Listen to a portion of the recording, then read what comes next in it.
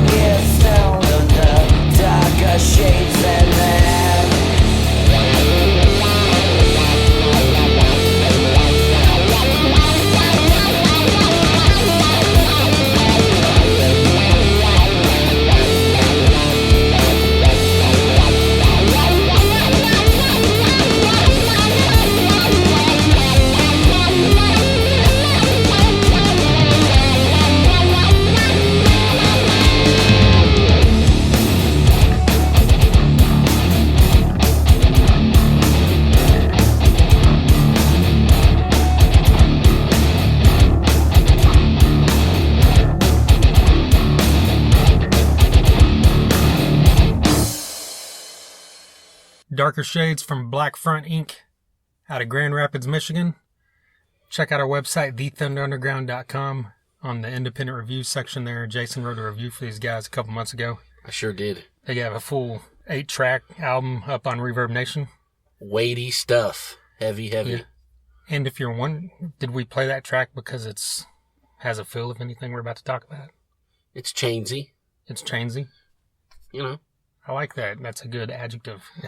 Thank you. Yeah. But yeah, killer vocals, great music. All these guys' music, there's several of the songs that are heavier like that. They got some laid back stuff, but it's kind of like we said, and I don't know if it was that interview or that review or one of those reviews you mentioned something's going on up in Grand Rapids because you're like the official music beat writer for Grand Rapids. I can be. I'll do it. Because we wrote reviews of like 4 bands, I think now. 4 or 5. Yes, I mean, there's We started with our buddy Slumlord Radio back in the day. Those guys are awesome. Yeah. Hey, there's something going on up there, so get up there and check it out. Yeah. Black Front Inc. Black Front's all one word. Check them out. Reverb Nation, Facebook. Inc. with a K. Oh, that's right. Yeah, good thing you pointed that out. Very well, very well. Well, let's get into this. Yeah, let's just... this will be a little lengthy, maybe. Jump into the whole... Yeah, exactly. Yeah. If this is your first time listening to one of these, every album in a row is exactly what it sounds like. We just compile a band's entire discography, including any tracks that weren't on albums, that were new tracks, non-live, all that kind of stuff.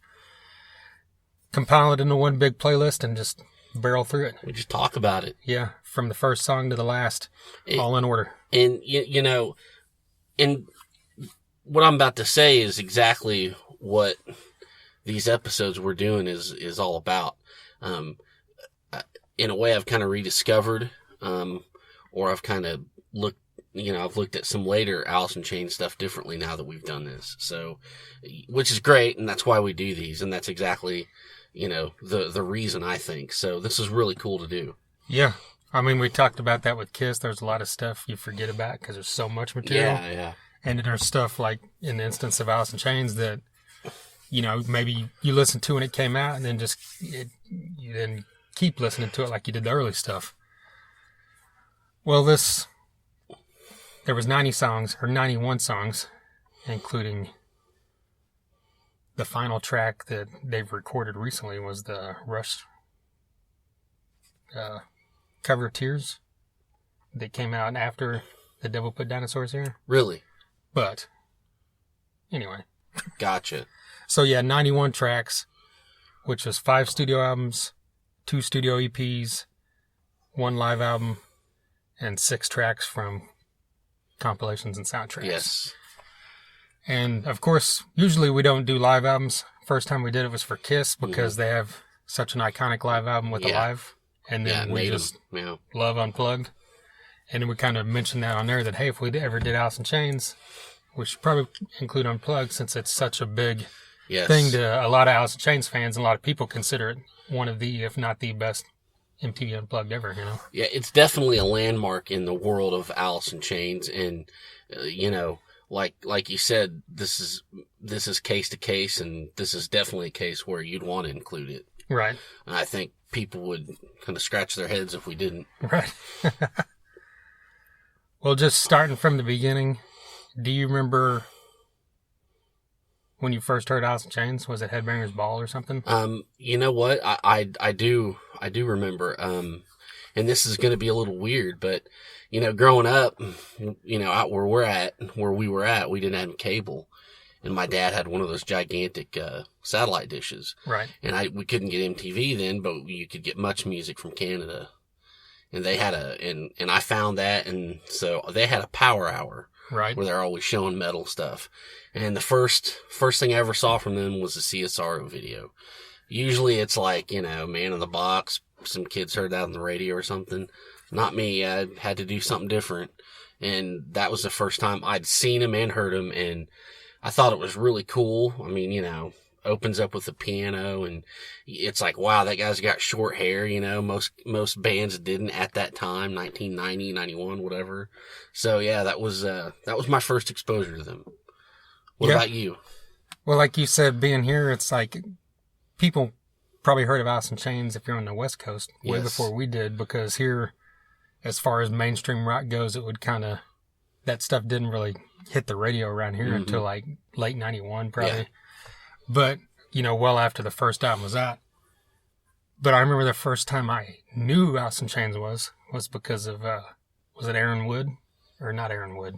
I don't know. Someone at our school. I said Aaron Wood.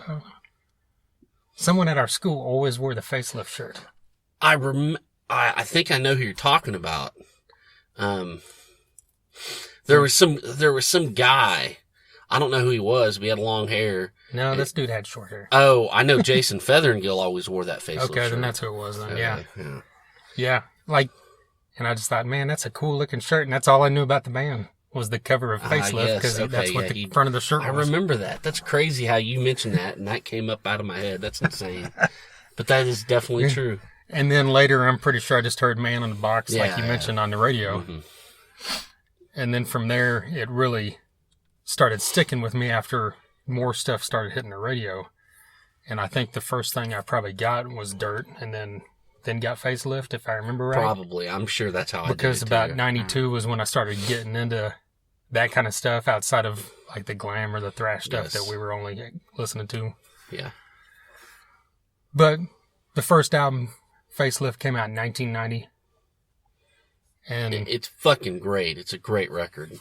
Yeah, this is, get ready for basically a love fest here for the first few albums, I'm pretty sure. But this, I don't even know how to put it into words. These first two albums, there's a lot of bands where their first two albums are just unbelievable. Yes. Pantera,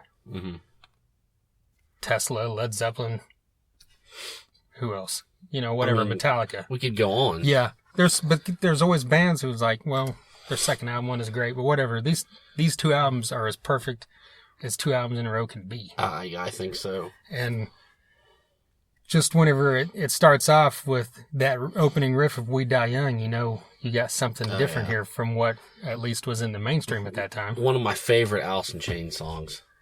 Yeah, it's just it's short to the point, cool as hell. And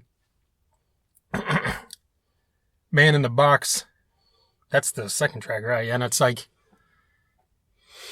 I got to a point early on, there's a few other songs I might mention this too, but like I got kind of tired of that. Yes. But, back when I was younger, but now when you hear it, I'll crank it up because it's just a great fucking song. It is. And I always have that image of that video in my head. That's one of the rare songs where I always have the image of the video in my head while I hear the song. Yeah. But, Man in the Box is so, it should be in the Smithsonian. It's just so like ingrained in everything, if you're a rock fan.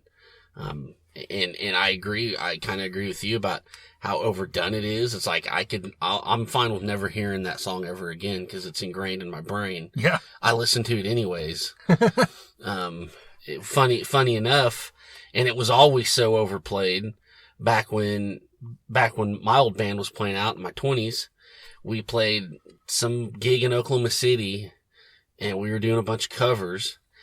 And they actually asked to see our set list, and they crossed out Man in the Box. Seriously? I'm not shitting you. The guy's like, no Man in the Box here. Every fucking band does it. It's been done to death. You're not doing that song. So That's awesome. We didn't because it was a shady place, and I didn't want to die. So, and I'm pretty sure my bandmates felt the same. So we did not do that, even though it is a fun song to play and super fucking easy. That's like Stairway to Heaven from Wayne's World. Yes, no Stairway. Stairway denied. This was Man in the Box denied. So, yes. Well, anyways. You mentioned Sea of Sorrow. Oh, I love that song. Like I said a minute ago, the piano starts out with it and it just kind of builds up and it's got an insane chorus. We're going to, the sound that Lane Staley and Jerry Cantrell's vocals make together is something we'll probably be mentioning a lot through this episode. Right. It's just, it's so unique and it's so perfect, really. This is my favorite Alice in Chains song. Really? Yeah, nice. absolutely. I like it. No, there's one other one that comes real close, but this is number one. And then what you just mentioned about Lane and Cantrell together. Yeah. Bleed the Freak, the next song, it was probably the first instance, on album where you heard, their harmony together of that laid back intro. Yeah. That happens a lot throughout the rest of the discography. And I actually have notes for almost every single song in this album. It's Really? weird. It's the only one that I did that. But see, I didn't.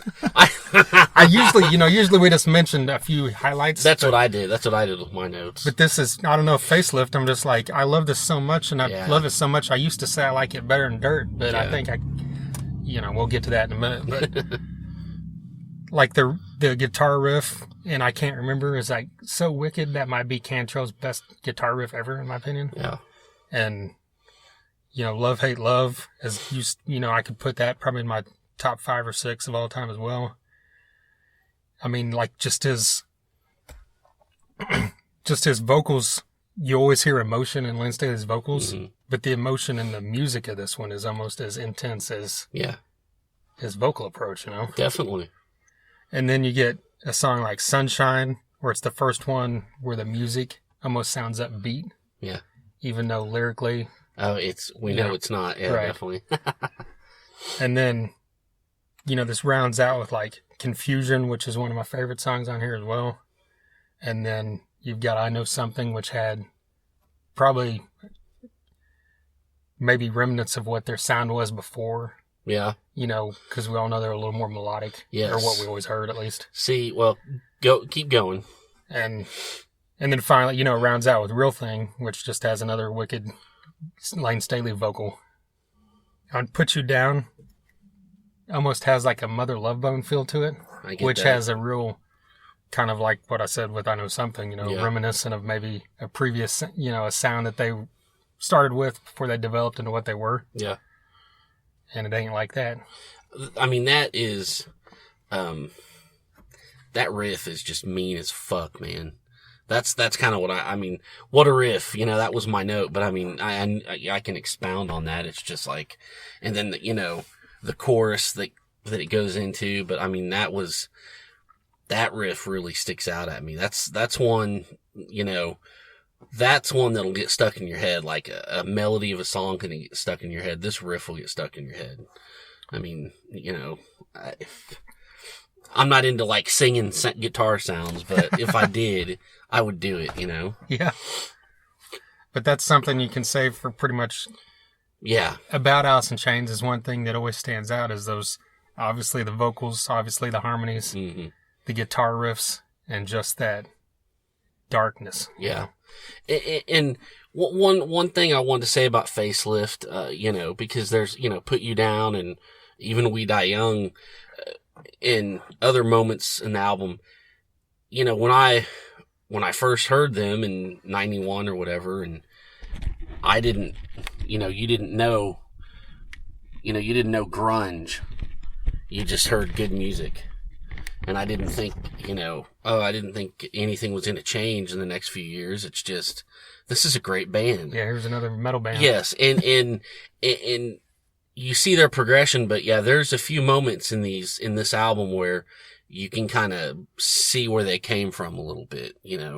There was more of an 80s slant, just a slight, so it's cool to see, now that we get into Dirt, they've really kind of progressed more and kind of grown more.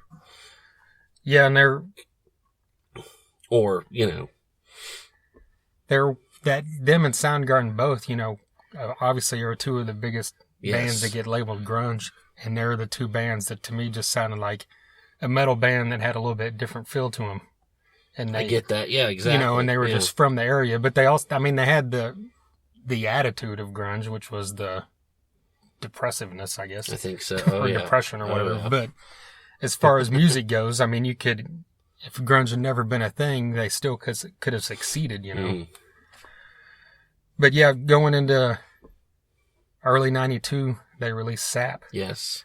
And this is the first, here's a big change all of a sudden. If, Alice in Chains, Facelift. And now here's a 4-track EP. Yeah. That's all acoustic or laid back. And the first two are like epic fucking iconic songs still to this day that people just glom onto. Yeah. Yeah, and I didn't even think about it. I remember Got Me Wrong being played on the radio all the time later. But when I was reading some stuff a few days ago, I didn't realize Got Me Wrong wasn't a hit until like 94. because it was re-released on the Clerks soundtrack as a single from that soundtrack, Mhm. and then that's actually when it became a radio hit, and it wasn't from Sap. See, that's interesting. It that's probably something that I read or knew, but it's been so long.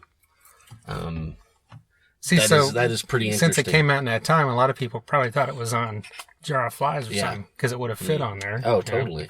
It really, it would have fit on any of their records. Maybe not Facelift, but anyways. Well, really, the first two, Facelift and Dirt, they didn't have any just straight up songs that were like that had acoustic to them, really. Yeah. So, but yeah, and then you've got Right Turn, which has Cornell singing with Wayne Staley, where you got two of the greatest vocalists of this era, or pretty much any era, singing together. And Am I Inside is a great track as well. So, this is just a killer EP that I don't know if they put out just since they were starting to swell a little bit, The record company probably had them put it out to have something out there while they were waiting on the next album. And it did good, so. And then later that year, in 92, was when Dirt came out. Oh, man. And here we go, I feel comfortable saying that this is my favorite Alice in Chains album, but it's so close with Facelift that it's hard to say. I see. But kind of what you just said a few minutes ago, this really encapsulates their sound, so this might be why it pushes a little above to me. Definitely. And I think one thing for this album did for me is in the realm of Alice in Chains, this album was so goddamn good, and it was so successful that it kind of made everything after it seem kind of phoned in sometimes. Even if it wasn't. That's a good point. Even if it wasn't. Because I thought about that in later albums, and I'm like, but I never thought of it that way. Yeah. Because you're trying to, in your head, it's not living up to what this was. Exactly. And that's my problem, or that's our problem as fans, or whatever, however you want to label it. But that's just how amazing this record is. And, there's a million bands you could apply that thinking to. That just kind of occurred to me. And we can, I can get more into that when we get into the later records. But I just, wanted to point out that's how huge this record was. Is. And like any amazing album that's all killer, no filler, the non-radio tracks are so freaking good that most of the time, they're better than the fucking radio tracks. And that's not just saying it because the song's overplayed. I'm just saying it because that's the truth, Yeah. Right at the beginning, Damn That River. This is one of the best fucking songs you ever heard. Well, let me just, okay. That's another song your band would play. I remember that. Oh, yeah. Well, we even did it like the album. We'd do Them Bones and go right into Damn That River. That's right. Because that's fun as fuck. Yeah. And that's something that I made a note of is, that is probably the best 1-2 punch on a rock and roll record that I can think of. Is, the first two songs out of the gate, squashing your balls, just bam, bam. Even better than Mouth for War, New Level? Well, now that's a good point. Well, we Even can say than Battery Master this is Puppets? just, this is just in rock, you know what? Let me have this. Even for better this. than Welcome to Jungle, It's So Easy? Let me just have this for this episode. Okay. Dick. Just kidding. But I'm just saying, and this was, and we played it just like that.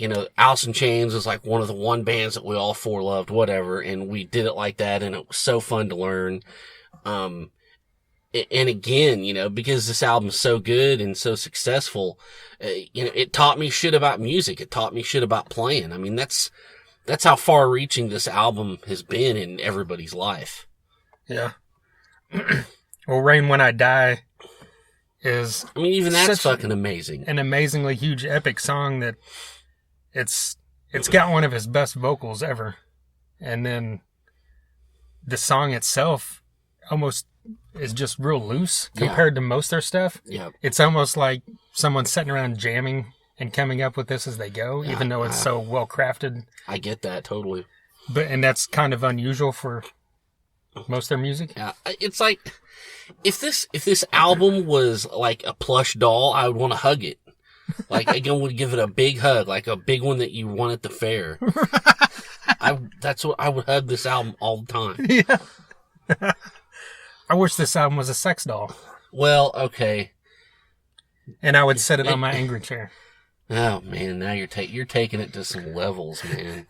But speaking of angry chair, yes. This is my second favorite Alice in Chains song. Oh man, very closely behind Sea of Sorrow. That's another one when, when I heard this song, because correct me if I'm wrong, but this one was one of the later singles that was released from this record. I can't remember for sure. It seems like it was, and I remember hearing this going, Jesus Christ, this band can't fail. This song, everything they do is fucking, it's like, turns to gold. Yeah.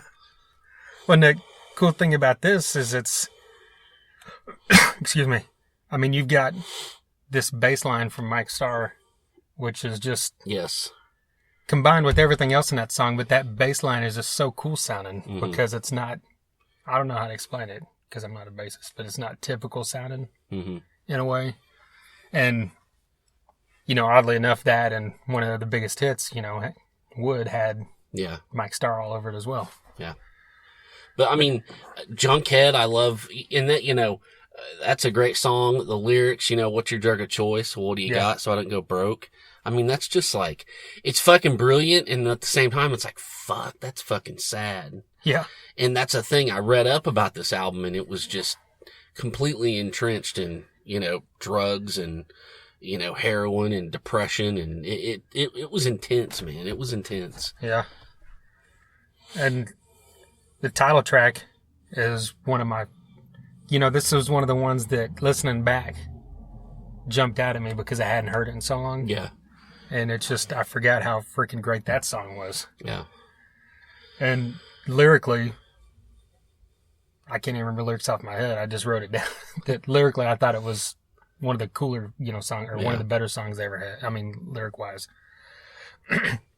But Wood, kind of like I mentioned earlier, is the one Alice in Chains song that was so overplayed to me that I just, if it came on the radio, I would just change the channel.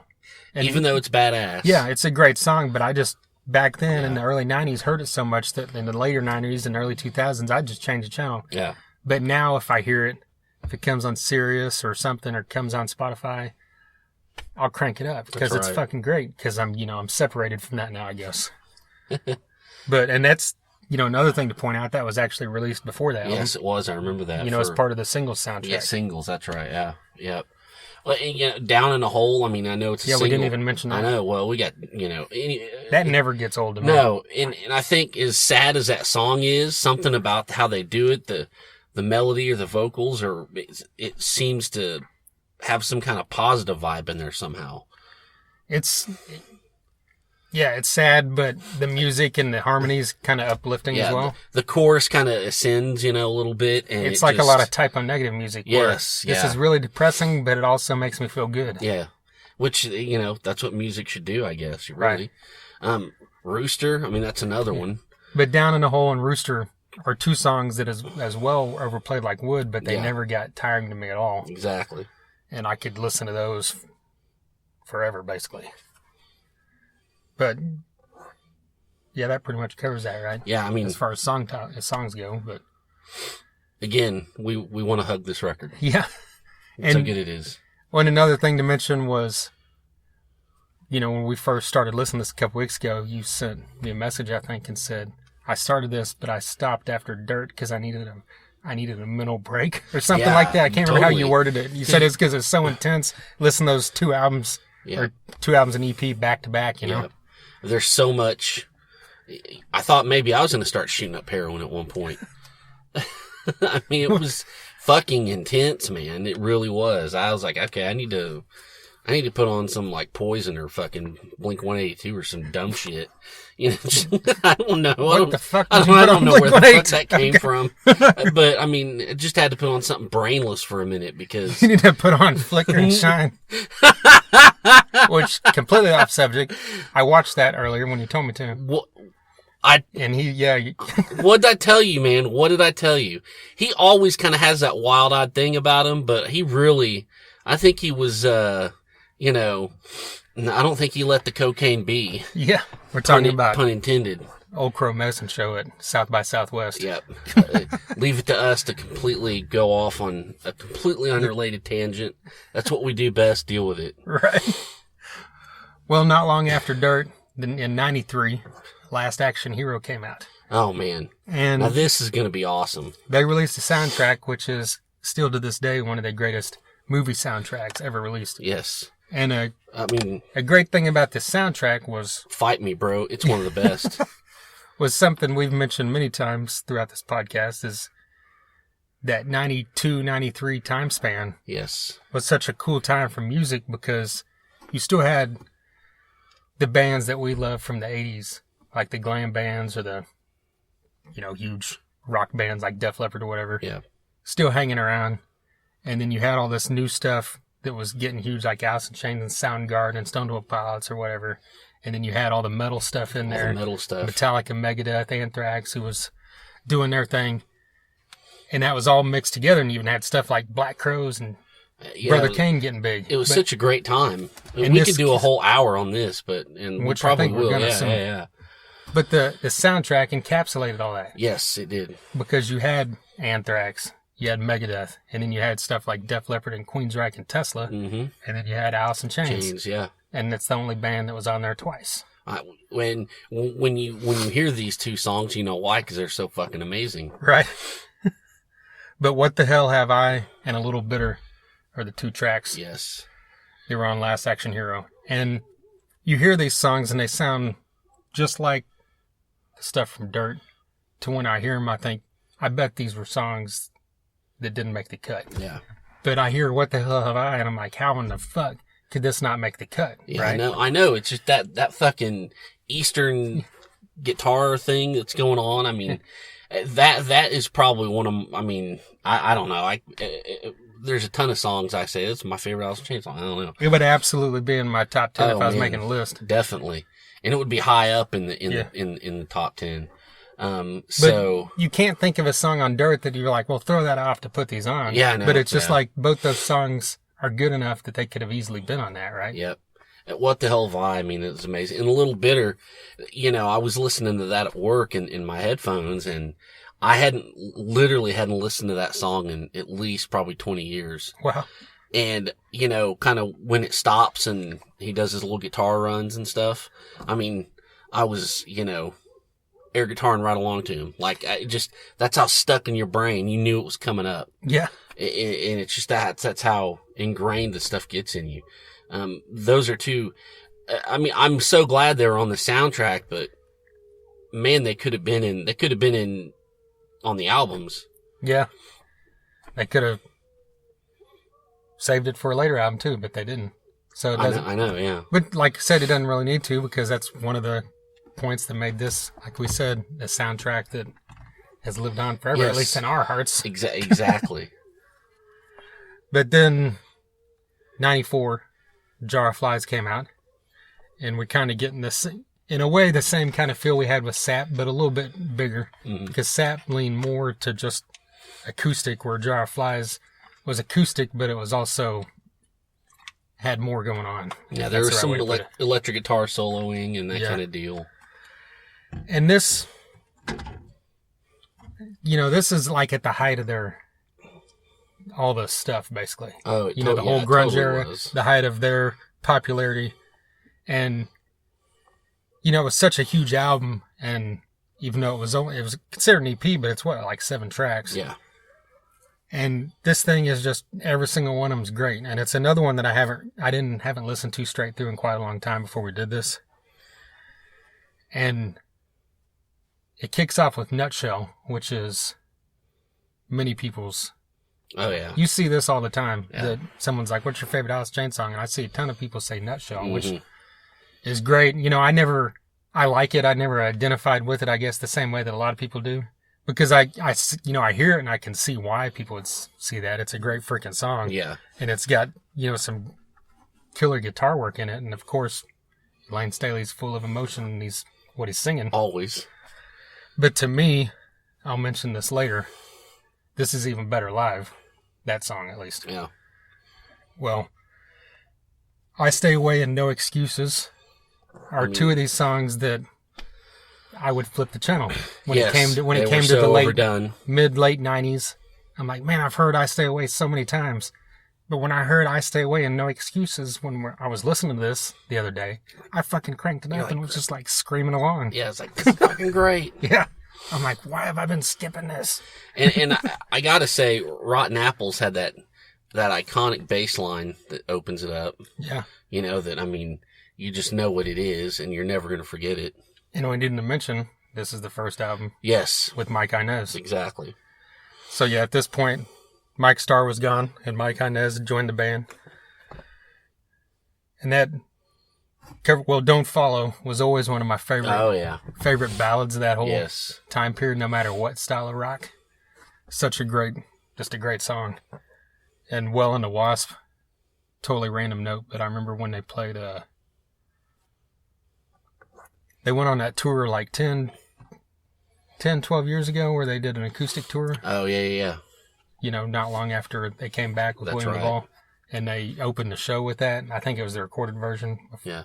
Which, I don't know why that sticks out in my head, but... Hey, that's cool. Yeah. That's good. But yeah, and I know this was one of the big, this is probably one of the bigger EPs ever made as far as sales-wise goes. Oh, man. I mean, everybody had that record. Yeah. All right, then in 1995, they followed up Jar of Flies with their self-titled album. Yes. The classic image of the three-legged dog. And this is where I start thinking, oh man, it's not dirt, so, but it's really a great fucking album, so I need to get rid of that. And it's a good point because whenever actually got this at Best Buy at midnight. Remember yeah, that's right. Was this the one where I think it was me, you, Seth, and Thrasher? Mm-hmm. And Thrasher went Thrasher made him go get fucking AC/DC. Yeah. AC/DC Ball Breaker. Yeah. I think, or maybe that came out the next year. Maybe it was just an old AC/DC album. Yeah. But they did it, and he just did it to be difficult, I guess. But he got Ball Breaker, so. Right. But yeah, whenever I got this, I listened to it, and it's cool. It's got a lot of cool stuff, but I remember being a little disappointed. Yeah. When I first got it. There were songs I liked, but yeah, it wasn't Dirt and it wasn't Facelift. Yeah, I mean... And, you can't always judge someone on that because going back and listening to it again now, it's a good album. But I think overall, it might not be as well put together as the first two full-length albums. Yeah. But it's got tons of great stuff, and it's a good listen. Yeah, I mean, Grind is a classic Alice in Chains song. Right. I mean, it's signature chorus. And it brings them right back into that heavy Alice in Chains song after totally. Jar of Flies. Yeah, oh yeah. Sludge Factory is super catchy, and it's heavy, but they got the high kind of falsetto. I mean, it's, and then, Heaven Beside You is just another one of those classics that you don't want to hear anymore because they played the shit out of it. But kind of like I mentioned on some earlier ones, when I hear it now. Yeah, exactly. It's great just because I haven't heard it in so long. But, yeah, and this had even more Jerry Cantrell lead vocals than ever before, which might have been, there might have been a reason for that. Maybe he needed to do it. I'm sure I think you're probably right. Yeah. But it's a band that worked in. If this was like Soundgarden or Nirvana or one of those other bands from that era, and someone else is going to take over some of the lead vocals, it's not going to work, Yeah. But you mentioned Sludge Factory, and my 4 highlights from this album as far as greatness goes is Sludge Factory, Heaven Beside You, Over Now, and Frogs. Okay. And it's funny because I'm being honest here. I wrote this down. These are my 4 highlights. And then when we go into the next album, those are the 4 songs from this album they played on Unplugged. Yeah. That was weird. Yeah. So That's real weird. I guess I picked my highlights are the right highlights, right? You did. Well, I love Over Now. I think that's a killer song. I always dug that song. Yeah. And, Frogs is so cool just because it's a little different. I mean, it's pretty fucking long, but it's a good song, Did you have the purple CD or the yellow CD of it? Purple.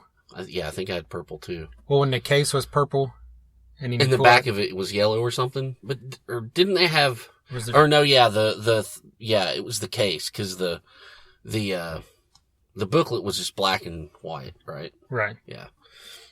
But yeah, I think I had purple. Anyways, that was back when records came in packages. Right. Back when records meant something.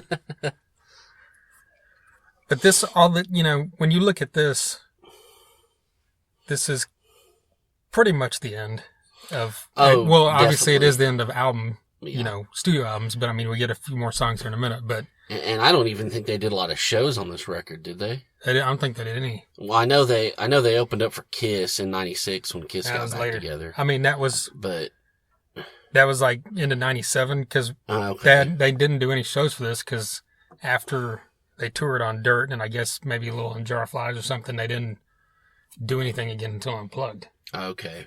which was like over 2 years from the last time they played a show, Yeah. which was 96. But I don't know when that was recorded, in early 96. I think Okay, it I came out gotcha. late 96. Gotcha.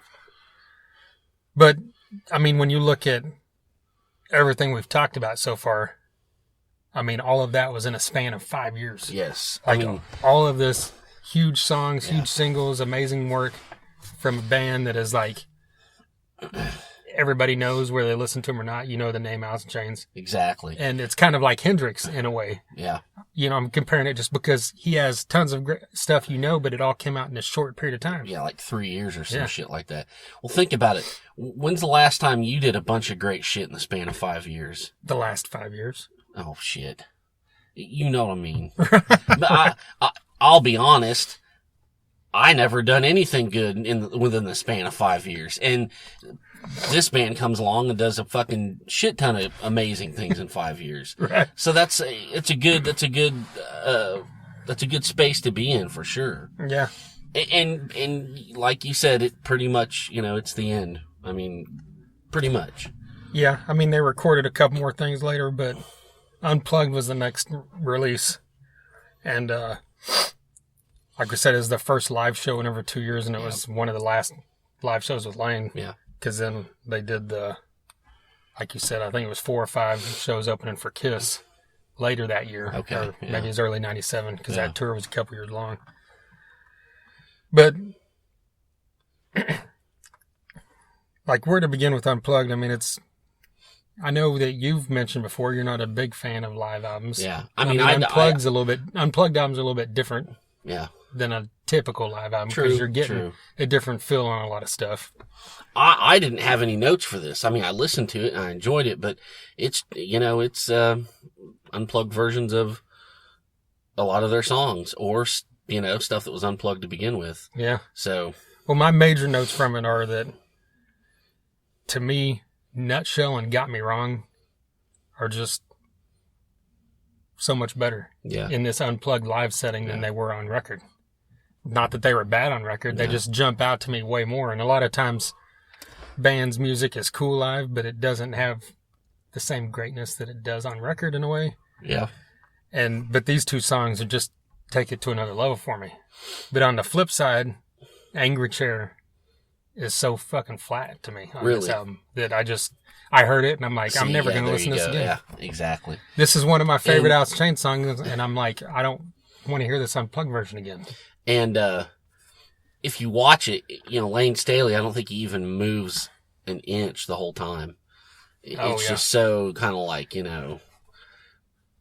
it's just kind of haunting, kind of somber, and, But that's the thing, a lot of people have mentioned throughout time is like how great this is, but how you could tell how bad off he was. oh, definitely, yeah. He was hurting, man. But then the other note from this, the other big thing, is there's not a single song from Facelift, Yeah, I know. which is weird. It is weird. And it's kind of disturbing to me in a way. It is. That's a great record, Do we need to go back and talk about Facelift again? We should. Yeah, we could. It's better than the next two albums. Well, we got to talk about Music Bank first. Right. But, Unplugged was also the debut of The Killer Is Me. Okay. Oh, yeah, I which remember that was Okay, new. Yeah. And Cantrell sang that, right? Mm-hmm. And that actually showed up on Music Bank. But as far as Music Bank goes, there were 2 new tracks that Lane came back in and sang. So they got 2 brand new songs. Yeah. And then there was 2 songs that were unreleased from an earlier time. I don't really know when. But Fear the Voices and Lying Season were the earlier tracks. Yes.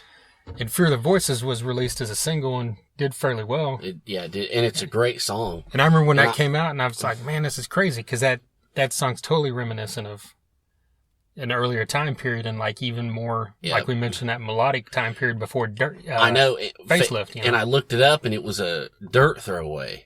Oh, really? Yes. I would have thought it was a Facelift throwaway. Wow. I was surprised because I really thought that was like a leftover from Facelift, but it was a leftover from Dirt, and maybe that's why, because it was just a little bit more happier sounding than you hear everything that. else. I don't know. Would it fit on, you know? No. Exactly. See, I think we talked ourselves through the problem right there. Yeah, it doesn't seem like it would fit in there anywhere. Yeah. But I loved it. I was so happy to hear it when it came out. I'm like, this is what I'm talking about. This is a great fucking tune. I mean, that and Lying Season both had that throwback feel. And then Get Born Again and Died, the 2 new songs, you know, they're the last things that they recorded with Blaine Staley. Get Born Again, that was a single, right? Yeah. Yeah, that got some pretty good traction, I remember. Yeah, and both these songs are great, but Died is easily the better of the 2. And it's just really, you know, heavier than what they had been doing even on the Self-Taught album. Because the Self-Taught album was heavy, but it wasn't like, this was just something like thinking, man, I wonder if they had done another album with Lane a couple years later. You know, you always wonder that. What it would have been like. Would it have been like this? Yeah. But then I'd read that both these tracks were Jerry Cantrell solo tracks that he had written for Boggy Depot. Yeah. And then he brought him, you know, and he was recording them with Mike Inez and Sean Kinney anyway. Yeah. And then he brought it in and decided they got Lane to sing it, and then they released it on the Music Bank. Nice. So it's not really to say that that's what Alice in Chains' next stuff would have exactly sounded like, because this is what Jerry Cantrell was writing for solo stuff. But if you've listened to his solo stuff, you know that could have worked with Lane Staley singing it too. Yeah. Yeah, without a doubt. Yeah, but all 4 of those songs are great. That if you've never heard them or checked them out, go pull up Music Bank and listen to those 4 Do yourself songs. a favor. And it's got all kinds of other great stuff on there as well. But we're just sticking to the, you know, the new songs or the studio singles. Exactly. Well, So okay, now we're into the William Duvall era, and I wanted to ask you before we get on this, you know, and I put the record on, just kind of the record's on blindly. I didn't really pay attention. You can tell when it's Jerry, and William Duvall sounds so much like Lane, or, you know, I thought it was so crazy that Jerry found another singer that he could get that sound with, that, you know, 2 people. It was so unique what him and Lane had, and to find that again is insane. I don't know how he found that guy, but, you know, in getting ready for this, I watched a lot of shit, you know, a lot of the videos, YouTube, sometimes it seems like Cantrell sings more, or is that just me? Or they just do stuff together. Yeah, to me, I think, at least I used to think that. It seemed, I've never really looked into it, but I thought there was more of together singing than there used to be. See, there you go. And like maybe that's on purpose to give more of that sound, you know? Exactly. And like it's a good goddamn thing William Duvall has a guitar to play. Because sometimes he might just be standing there. I don't know. Yeah. I don't know.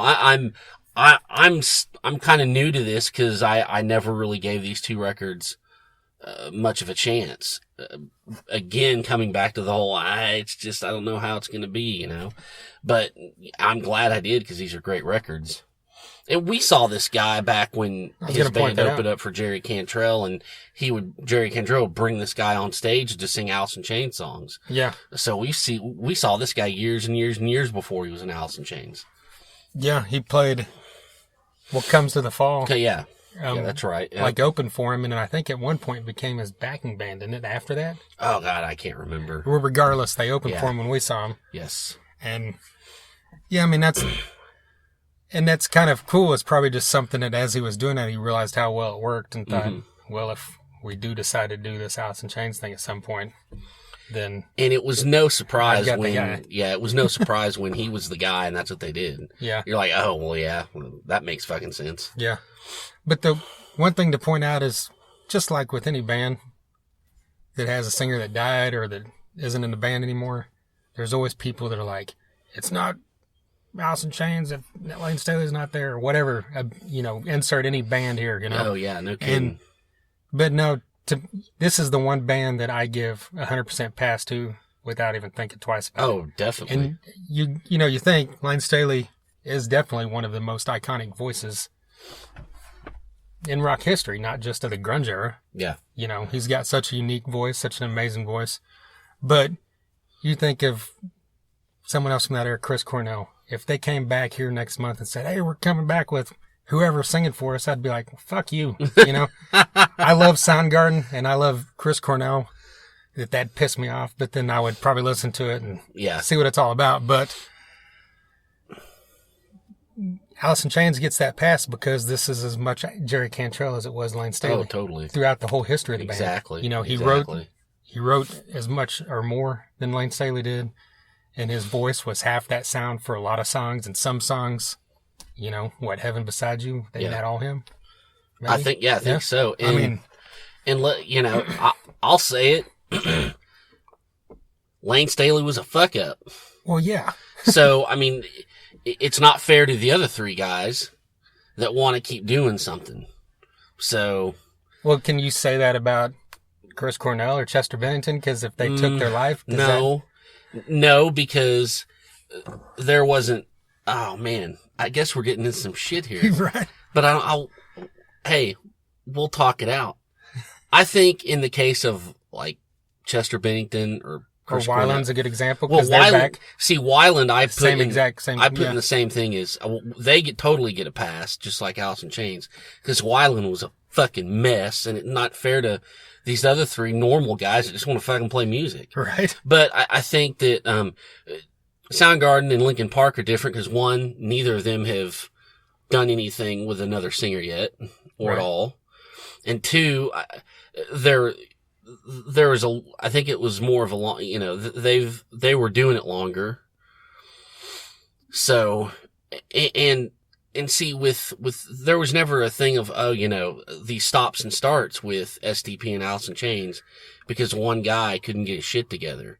Right. This was just kind of an out of the blue thing with Soundgarden and Linkin Park, and we don't know how those stories end yet. So I can't really say if, passes will be given.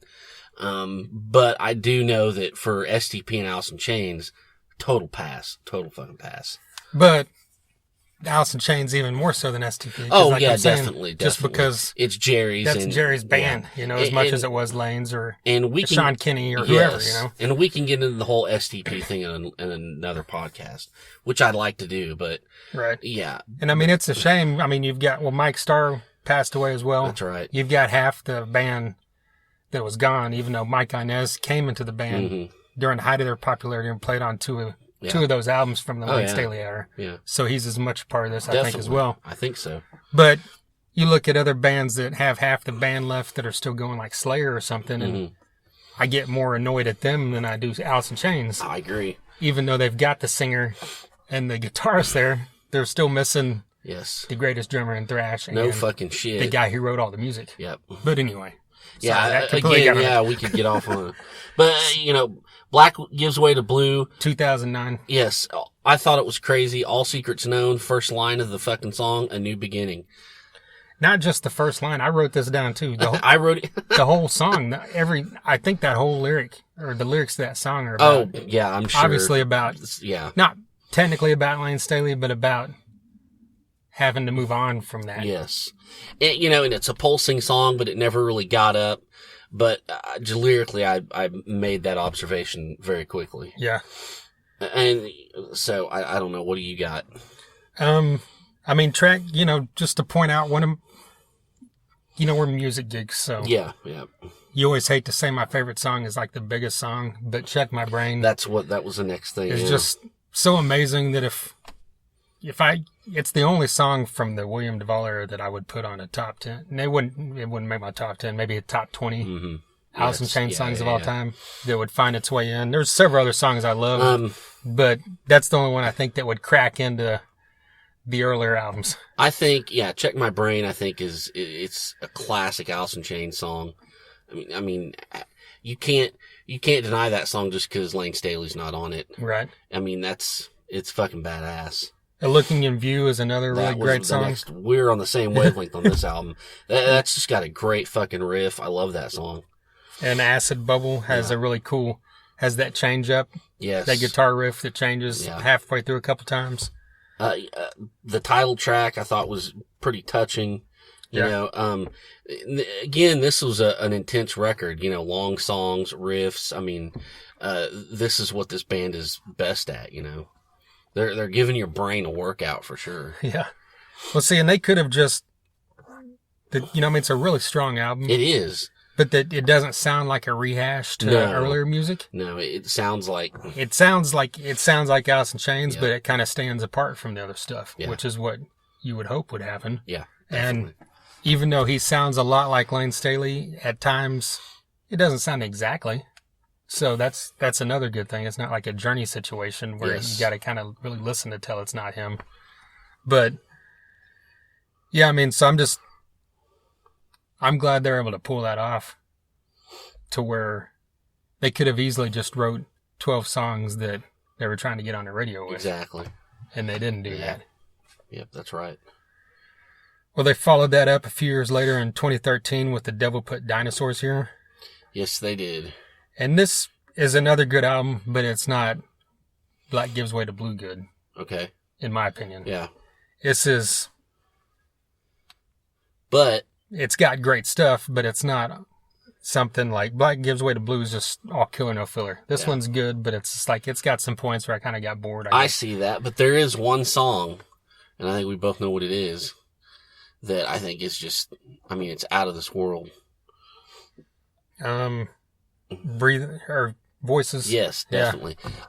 For me, that's my song that I would put in a top 10 if I had to, from these two records. Oh, yeah. That song is just, I mean, come on. I've been singing it for the last 2 days. Really? It's so good. It's just fucking great.